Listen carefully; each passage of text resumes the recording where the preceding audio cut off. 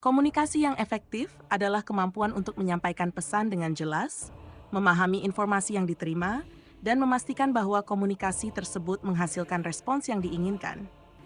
Ini melibatkan kemampuan verbal, nonverbal, dan mendengarkan secara aktif. Berikut adalah penjelasan mendetail tentang pentingnya komunikasi yang efektif, cara mengembangkannya, serta penerapannya dalam kehidupan nyata. Pentingnya komunikasi yang efektif. SASE, meningkatkan hubungan interpersonal. Pemahaman yang lebih baik.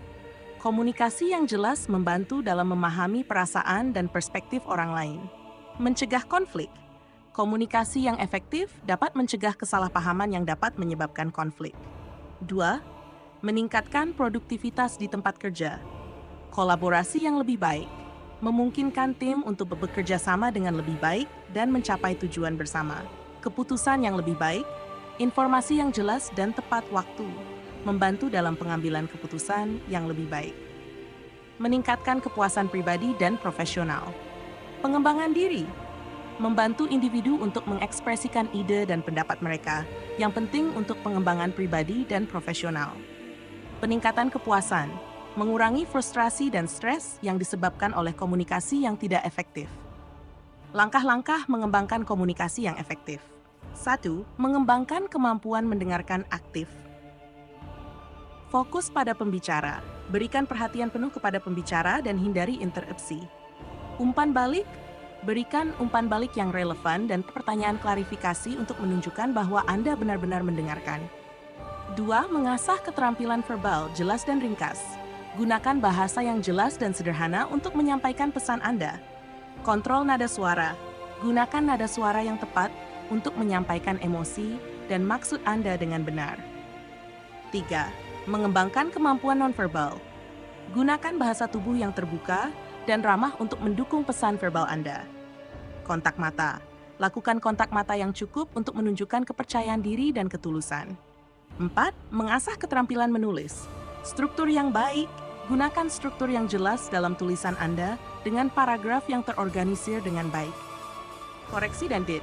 Selalu koreksi dan edit tulisan Anda untuk menghindari kesalahan dan meningkatkan kejelasan. 5. Mengembangkan empati dan keterampilan interpersonal. Empati, cobalah memahami perasaan dan perspektif orang lain. Hormati pendapat orang lain. Hargai dan hormati pendapat orang lain, meskipun berbeda dari pendapat Anda. Implementasi komunikasi yang efektif dalam konteks nyata. Rapat yang efektif. Pimpin atau berpartisipasi dalam rapat dengan agenda yang jelas dan pastikan semua peserta memiliki kesempatan untuk berbicara. Komunikasi antar tim. Gunakan alat komunikasi seperti email, chat, atau video conference secara efektif untuk menjaga komunikasi antar tim tetap lancar. Dalam pendidikan, interaksi dengan pengajar dan siswa. Gunakan komunikasi yang jelas dan efektif untuk menjelaskan konsep dan memberikan umpan balik yang konstruktif. Presentasi yang efektif. Persiapkan dan sampaikan presentasi dengan jelas dan percaya diri. Di dalam kehidupan pribadi.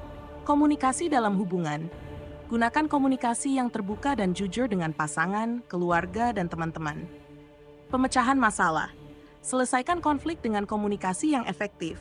Fokus pada masalah dan bukan pada orangnya. Dalam komunitas, berpartisipasi dalam diskusi. Berpartisipasi secara aktif dan konstruktif dalam diskusi komunitas. Pengorganisasian acara. Gunakan komunikasi yang jelas dan terstruktur untuk mengorganisir acara komunitas. Contoh penerapan dalam kehidupan sehari-hari. 1. Berkomunikasi dengan rekan kerja. Saat mengerjakan proyek bersama, jelaskan tugas dan tanggung jawab masing-masing dengan jelas untuk menghindari kesalahpahaman. 2. Menghadapi konflik dengan teman. Dengarkan pandangan teman Anda tanpa interupsi, lalu sampaikan perspektif Anda dengan tenang dan jelas untuk mencapai solusi yang saling menguntungkan. 3. Memberikan presentasi. Persiapkan materi presentasi dengan baik. Gunakan slide yang jelas dan berbicara dengan nada suara yang tegas dan jelas. 4. Mengirim email profesional. Mulailah dengan salam yang sopan, tulis pesan dengan jelas dan singkat, dan akhiri dengan tanda tangan profesional. Kesimpulan, komunikasi yang efektif adalah keterampilan penting yang mempengaruhi berbagai aspek kehidupan kita. Dengan mengembangkan kemampuan mendengarkan aktif, keterampilan verbal dan nonverbal, kemampuan menulis, serta empati dan keterampilan interpersonal, kita dapat meningkatkan komunikasi kita. Implementasi keterampilan komunikasi yang efektif dalam konteks kerja, pendidikan, kehidupan pribadi, dan komunitas membantu meningkatkan produktivitas, mengurangi konflik, dan meningkatkan kepuasan dan kesejahteraan secara keseluruhan. Demikian, semoga bermanfaat.